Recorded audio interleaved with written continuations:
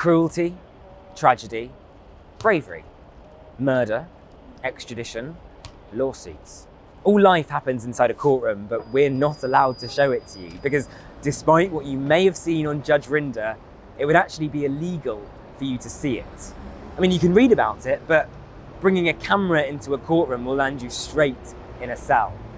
But we still think you have the right to know whose liberty is taken away in your name. I mean, what laws your government may have broken, which deaths may be the result of institutional failings, and the very latest on Agatha Christie. So each month we're going to take a look at a different criminal trope, using footage we've tracked down from the crime scene because justice has to be seen to be done. And we're going to start with that staple diet of courtrooms, grumpy middle-aged men.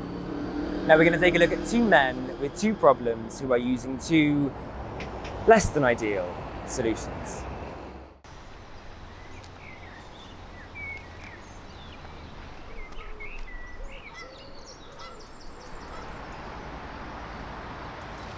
Millionaire houseboat tycoon Mick Schuberg was renting Klaus Beverschlius one of his luxury waterfront properties here at the Hampton Riviera Boatyard in Kingston. Now 6 months in, and with 5 years left to go of the contract, Klaus says Mick tries to spring on him £5,500 worth of completely unwarranted, unjustified charges. Klaus goes to confront his landlord. Now, clearly there is a checkered history between the two because Klaus decides to wear a body camera to the office, which sits just behind me and is rather aptly named the Chalet.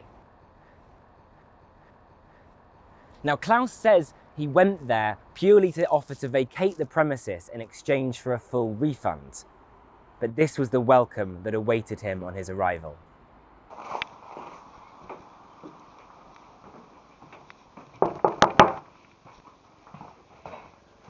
Hi. Just?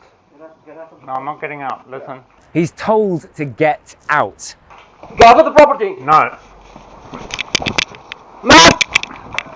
Mick calls for his friend Matt, who's the man in the short-sleeved black t-shirt, but Klaus tells Matt to stay out of it. Matt, you don't want to get involved in this, okay? Alright. Mick then shouts I'll break your head. and attacks Klaus with a lead dresser.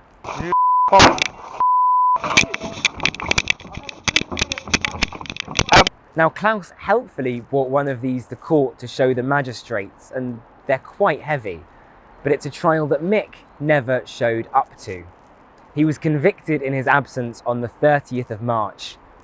He received a community order.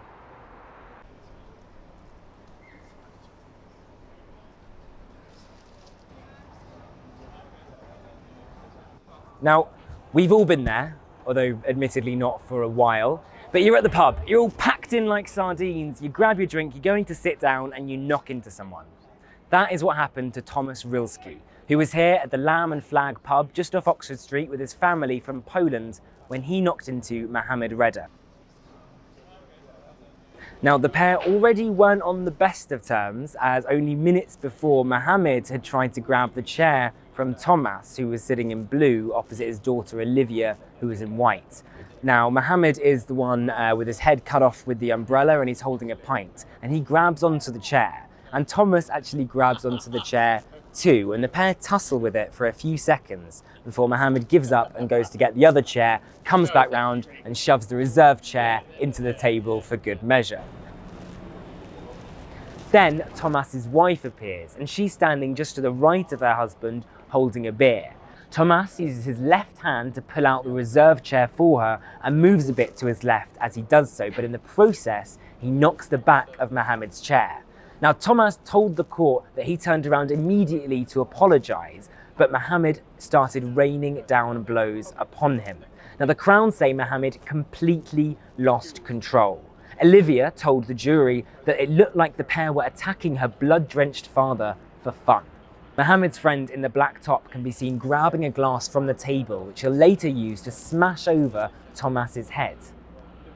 Thomas stands there dazed and confused, said the prosecutor, while his wife and daughter try to stop the attack.